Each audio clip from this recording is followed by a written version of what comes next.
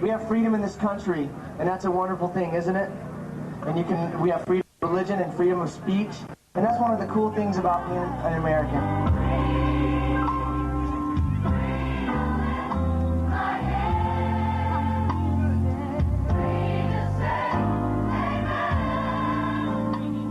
Battery Park, in the heart of downtown New York, and a hymn to America in the last of the summer sunshine. New York is the richest city in the richest country in the world.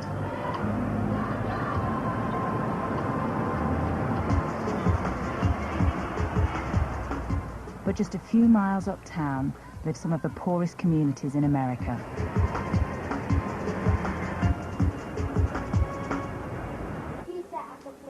In the Bronx, 3 grandchildren try to bring their grandmother up to date with the latest fashions.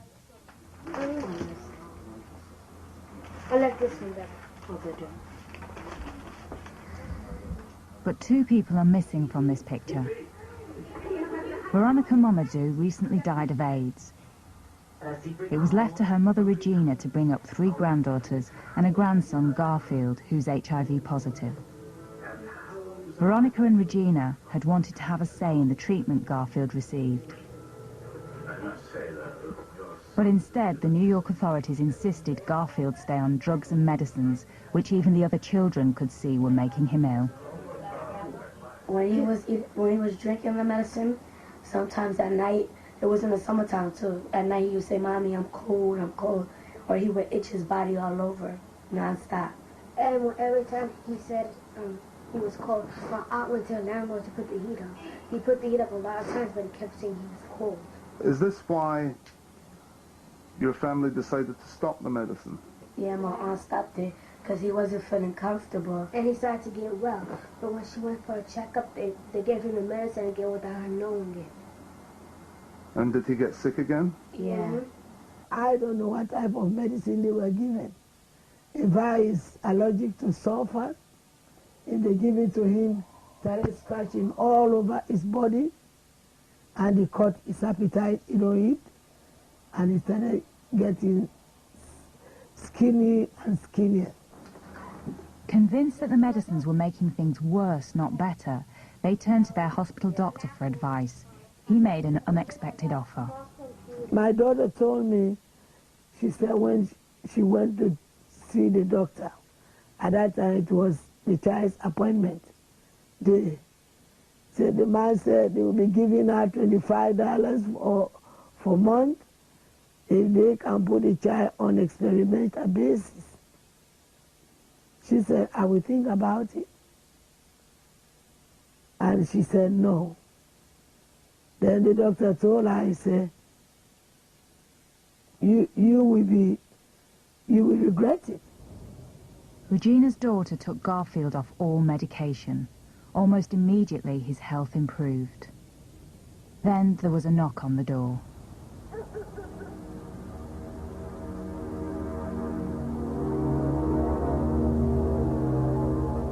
They came to take the child. And they came with police. I think it was 3 to 4 policemen. In New York, you don't need a court order to take a child from its parents. The Administration for Children's Services, or ACS, has exceptionally strong legal powers to decide what's best for the city's kids. They're essentially out of control. I've had many ACS caseworkers tell me, we're ACS, we can do whatever we want, and they usually get away with it.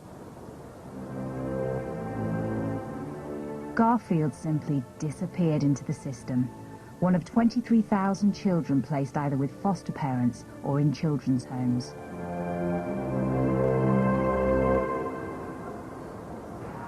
This Catholic-run home, the Incarnation Children's Center in Harlem, is where many HIV children end up if their parents or guardians refuse to medicate them. For years, it was the center of highly controversial and secretive drug trials on orphans and foster children as young as 3 months old. At the time, it did not occur to me that anything was wrong, because we were told by the doctors that these were all steps that were going to happen to be expected because they were all HIV positive. Jacqueline Hurger is a pediatric nurse who worked at Incarnation for 5 years.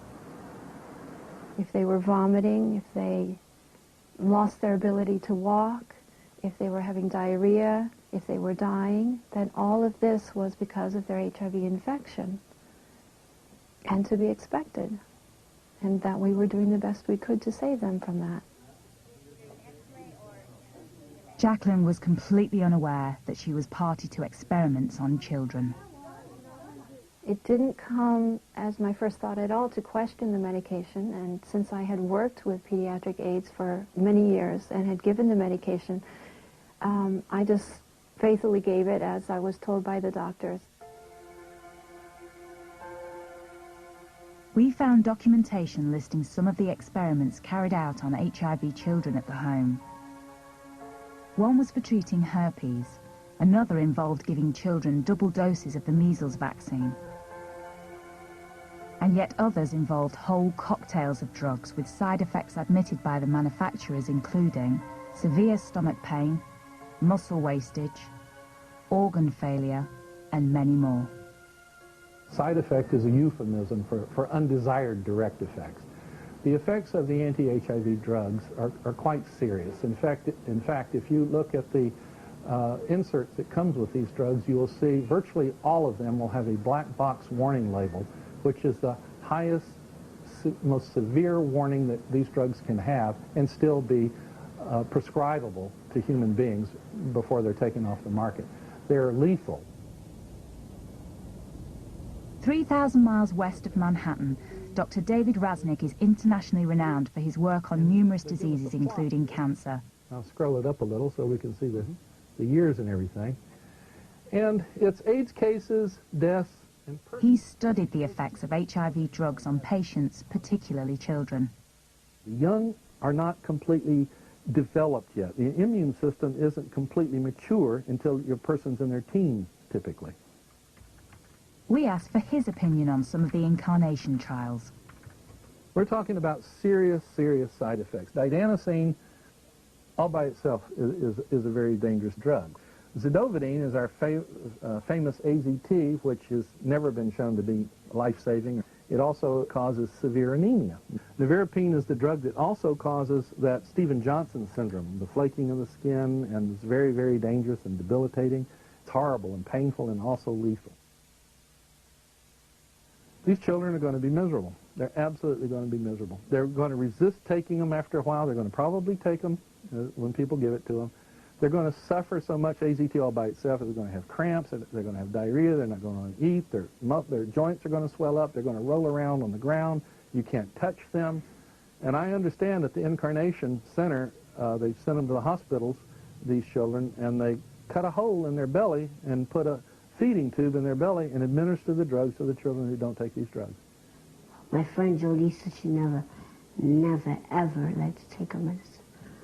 So they used to hold her down, force it down her throat. I tell her, would you like this? This boy spent most of his life at Incarnation. Age 15, after years on drug tests, he has the physique of a 10-year-old.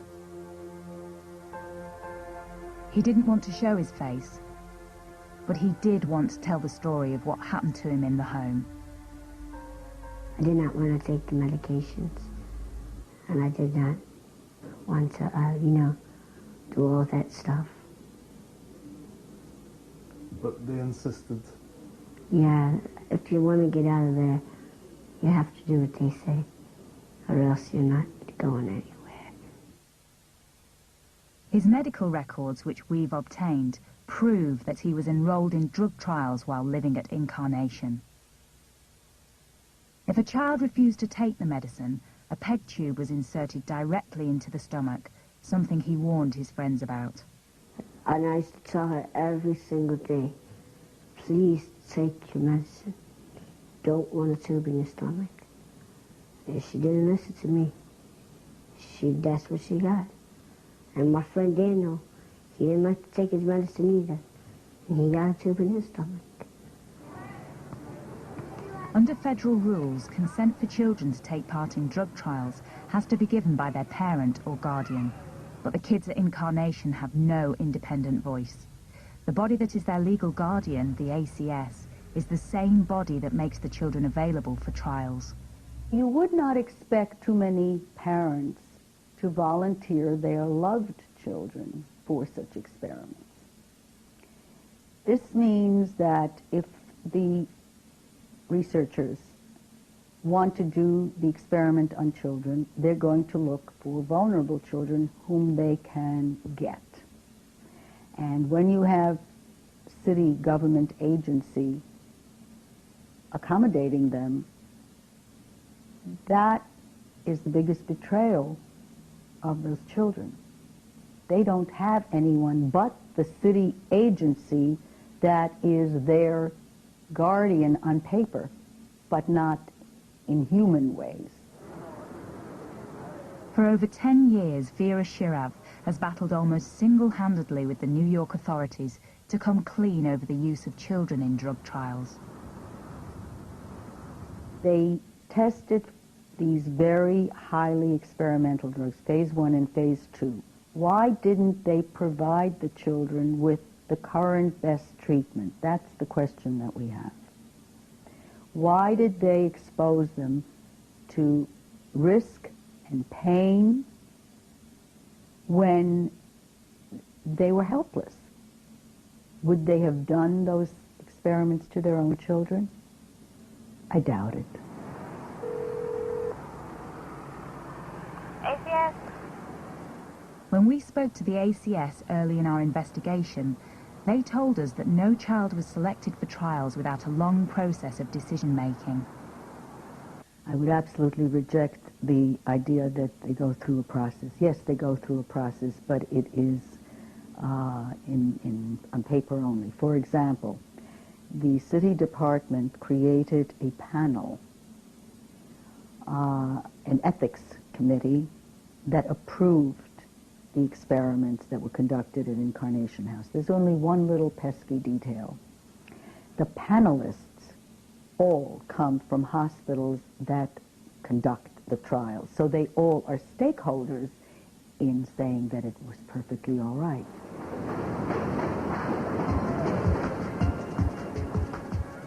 Most of the children in the trials are from New York's poorest districts. Many were born to drug-addicted mothers. Over 98% of children in foster care in the city are black or Latino. But in New York City, where the ACS was given special powers by former Mayor Rudy Giuliani, even professionals realize they are fighting a losing battle.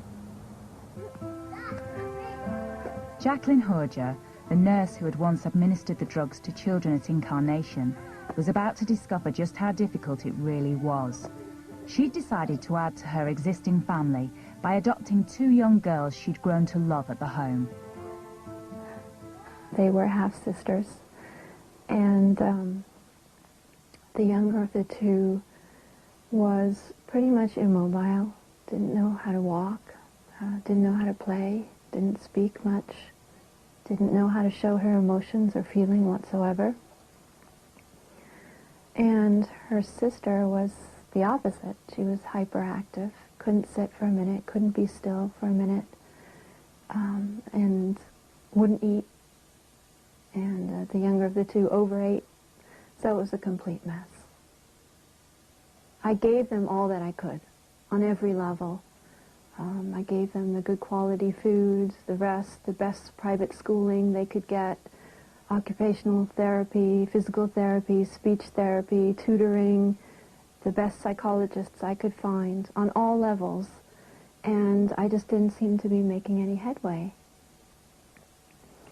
And the only thing that was left was the medication that I was giving them. Okie doke. Jacqueline decided to take the children off the drug regime which Incarnation had insisted upon. The results were almost instantaneous. The older girl began eating properly for the first time. She would ask for seconds and thirds, and it started showing on her body. When we swam at a swim club that we go to, she had a swimsuit on, about a month or two after I took her off the medication, I just looked at her with those loving mother eyes, just seeing a daughter look beautiful, rounded out, muscular, strong, healthy. It was a wonderful sight. The younger daughter, I would say the main change after I took her off the medication, it felt that her nerves became more and more healthy. And I taught her how to walk, run, jump on the trampoline, play, ride the bicycle, swim. And it was a joy to watch her. I remember the first Christmas when they all got new hats and they sat in the corner, all three of them together next to the Christmas tree in their new hats, surrounded with their presents. And Eileen had this little shy smile, Olivia beaming from ear to ear, and Leah sitting over them.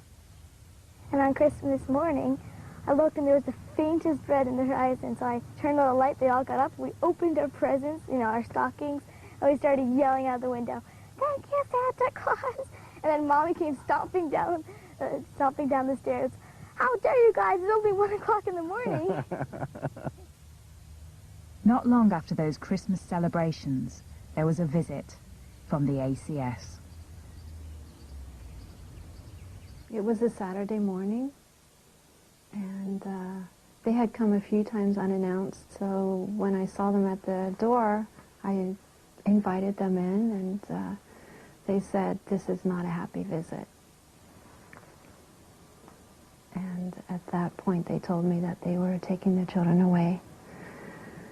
And I was in shock. I couldn't believe it. It's a home day. They're in their pajamas, and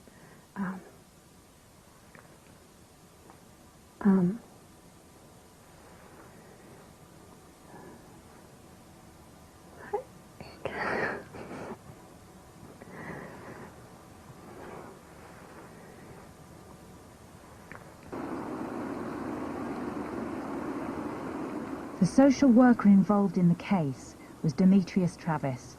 He was on holiday when a temporary caseworker arrived at their door with the ACS. The family did not agree with the drugs that were being given to these children who had HIV, and as a result of the parents not agreeing with the medicinal, I guess, regimen that was being administered to the children, when it was learned that that regimen was not being followed, the children were taken back into foster care. Did that decision upset you? It bothered me, yeah, because I can remember how well off these children seemed to be, and that wasn't just my opinion. That was the opinion of this mental health professional who had dealt with these children over a period of, I would say, a year and a half, 2 years. As a result, Jacqueline was taken to court and convicted of child abuse. Where all they know? I don't know. I'm not allowed to know.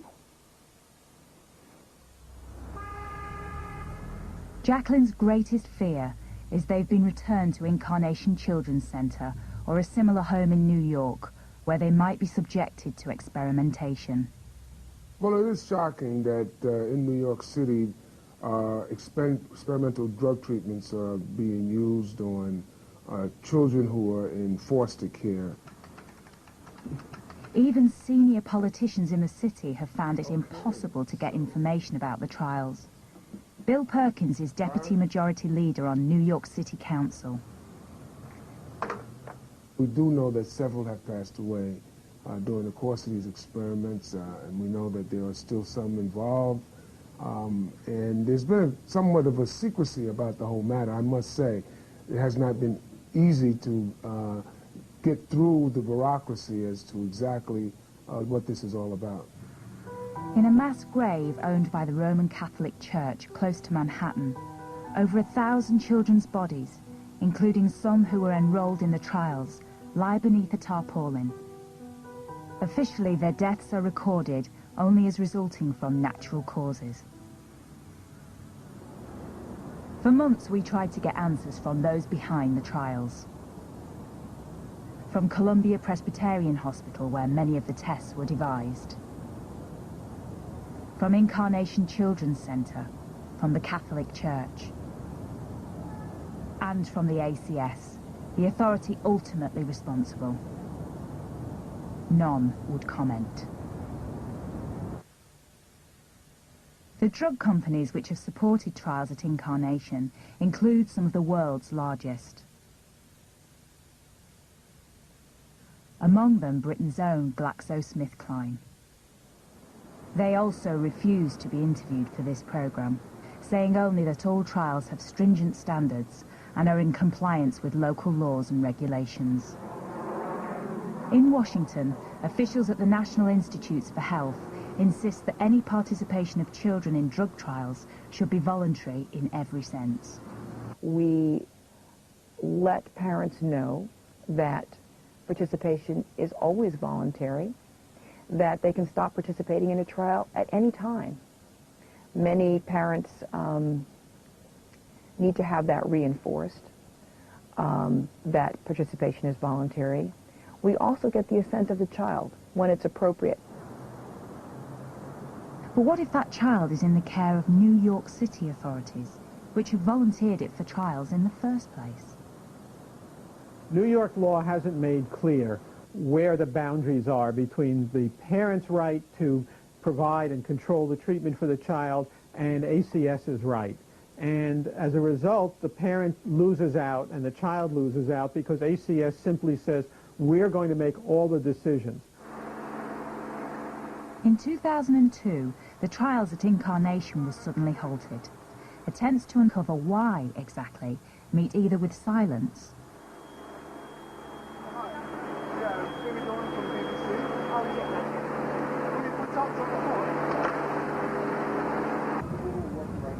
or a call to the NYPD to have us removed. We have every idea. We have every idea. Supposedly, they're stating that... During the making of this programme, the Food and Drugs Administration announced an investigation into the trials, which we have discovered are continuing at least 6 other locations in New York City.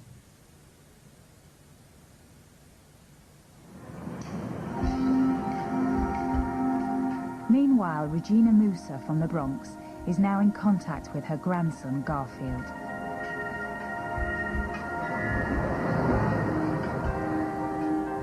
She's won a court order granting her visitation rights. We have to go straight, but this area is Bronx Super. This is her grandson's new foster home in the Bronx. The boy was hungry and Regina had brought food. Although the house was in poor condition, it was better than his previous one, where the foster mother had allegedly beaten him. Garfield's new foster mother receives $6,000 every month for him and 3 others. What makes her a better guardian in the eyes of the authorities is that she gives the medicine demanded by the ACS, and Regina refuses. I want to get him back. I want to get him back. Because I don't want my child to remain in experimental basis. Not my own grandson. Because we love him.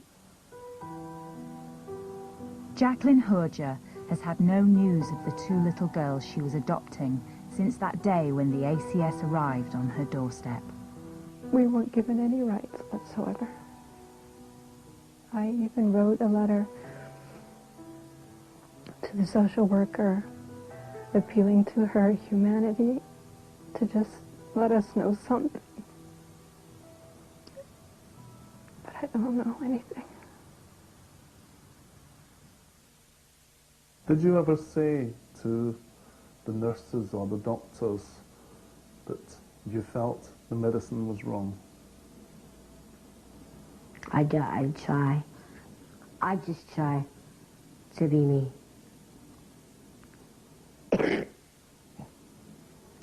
I don't bother anybody. People do things for, like I said, a reason.